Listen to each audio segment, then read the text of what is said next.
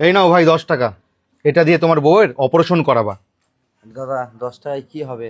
এত কষ্ট করে আপনাকে আমি ডেকে নিয়ে আসলাম যাতে সাহায্যটা একটু বেশি পাওয়া যায়, কিছু করা যায়।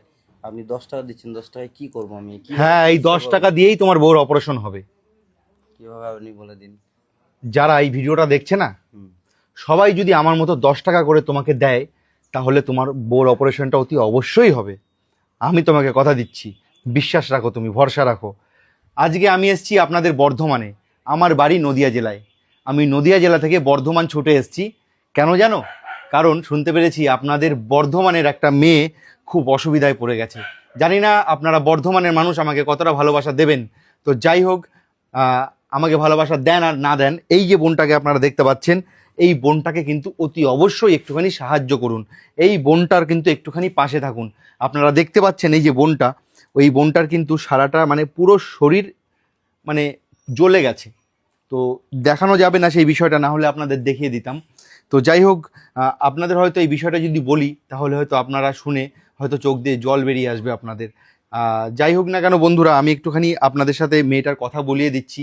আপনাদের বর্ধমানের মেয়ে, আপনারা প্লিজ বর্ধমানের যে যেখান থেকে মানে এই ভিডিওটা যে যেখান থেকেই দেখছেন না কেন, অতি অবশ্যই মানুষের সামনে পৌঁছে দিন, যাতে এই ভিডিওটা মানুষের সামনে যায় এবং মানুষ এই অসহায় পরিবারটার পাশে এসে দাঁড়ায়। আজকে এই বউয়ের দেখাশোনা করার জন্য এই যে ছেলেটা নিজের কাজকর্ম ছাড়তে হয়েছে। মার্বেলের কাজ করতো, মিস্ত্রি ছিল, কিন্তু ওই টাকায় চিকিৎসা করতে পারেনি। যা ইনকাম করেছিল সব বউটার পেছনে চলে গেছে, ইনকাম ইনকাম করে চিকিৎসা করতে করতে।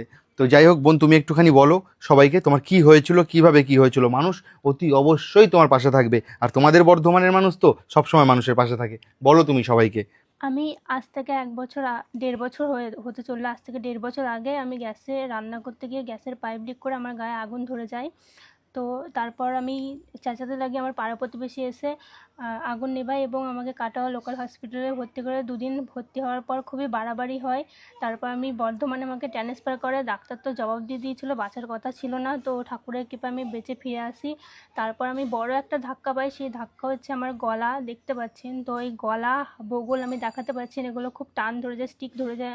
আমার এইদিকে সার্জারিটা করেছি, সার্জারিটা করার আগে আমার গলা এইভাবে লেগেছিলো। আমি 1 বছর আমি গলা তুলতে পারিনি, চরম কষ্ট করেছি। তো এর আগে আমি ভিডিও করেছিলাম, ভিডিও করে আমার এইদিকে সার্জারি করে আমি এসেছি, কিন্তু এইদিকে সার্জারিটা আমার এখনও হয়নি। এদিকে চামড়াটা নষ্ট হয়ে গেছিলো, এই দিকটাও করেছিল। কিন্তু এখন আমার কাছে একদম ডাক্তার দেখানো বা আমি যে চেক আপে যাবো সেরকম অর্থ আমার কাছে কিচ্ছু নেই। তো আপনাদের কাছে এটাই বলছি, আপনারা আমাকে বাঁচান, আমি বাঁচতে চাই। আমি এভাবে কষ্ট করতে পারছি না, চরম কষ্ট হয়।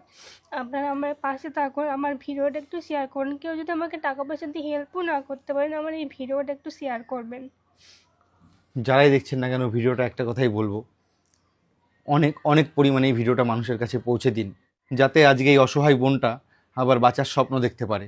দেখতে পাচ্ছেন কিভাবে কান্না করছে। দেখুন আপনারা, আপনারা যারাই দেখছেন না কেন, অনেক অনেক অনেক অনেক পরিমাণে ভিডিওটাকে শেয়ার করুন, যাতে সেই সমস্ত মানুষের কাছে পৌঁছে যায় যারা মানুষকে সাহায্য করে, মানুষের পাশে থাকতে ভালোবাসে।